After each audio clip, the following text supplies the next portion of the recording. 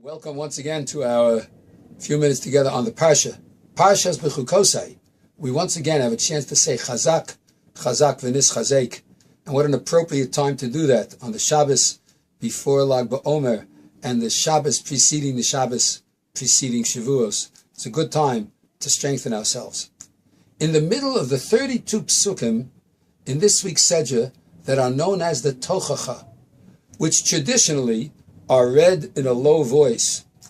Not always is it assumed to be that it's read in a low voice in order that you should not hear the impending doom that will happen if we don't walk in the ways of God, but rather to pay closer attention to each and every word that's read.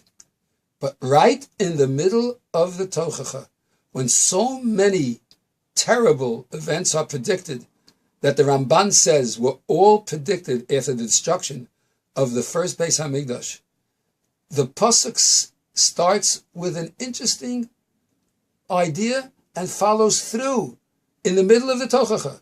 It says, "V'zacharti esprisi Yaakov," and I will remember my covenant Yaakov, v'af esprisi Yitzchak, and also my covenant known as Yitzchak, v'af esprisi Avraham ezkor, and also my covenant known as Avraham I will remember, the ha'aretz ezkor, and I will remember the land.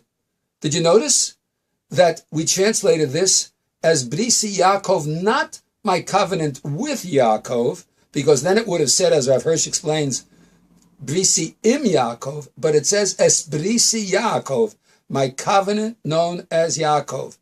Hashem has a covenant known as the covenant called Jacob, Yaakov, and a covenant known as the covenant called Yitzchak, and a bris, a covenant called Avraham.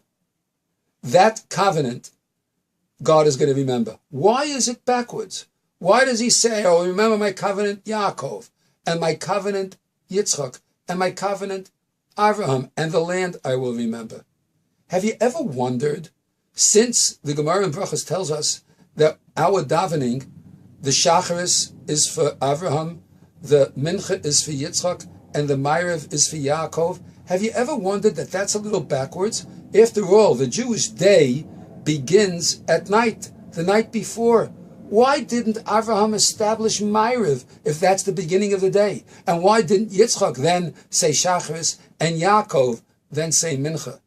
But again, we resort to the beautiful explanations of Rav Shamshon Raphael Hirsch, because Avraham was the dawning of the Jewish civilization, and therefore he was mitakein, he established Shacharis, and Yitzchak was the twilight of the family of Avraham, in which he was honored and possessed a great tradition from his father, but yet was jealous.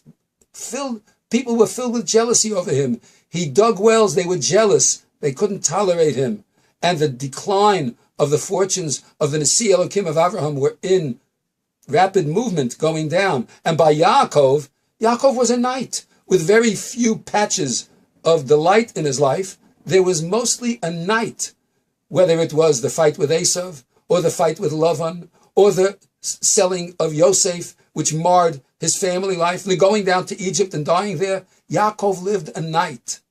And so God is promising us in the midst of all the Tochacha, I want you to know that even if terrible things happen to the Jewish people, V'zacharti es brisi Yaakov, I will remember my covenant of the Jacob night, and you will come out of that night. And I will remember the covenant of Yitzchak, when there was a twilight, and perhaps you'll be free, but there will be some pressure of jealousy and even despising.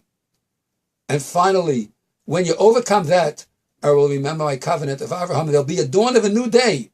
And then, v'ha'aretz ezkor, I will remember the land too. And so the redemption, after all these curses, that's going to come, is the night will fall away. We'll be in the twilight. And then the dawn will come. And God will remember the land. Which of these three periods of history are we currently in? Are we in the night? Are we in the Yitzchak, in the noon, or the Mincha? Or are we in the dawn of Avraham? It seems that we are mostly in the Yitzchak time, where there is freedom for the Jewish people. There is a great sense of development of going towards the dawn, but we're not yet there by the dawn.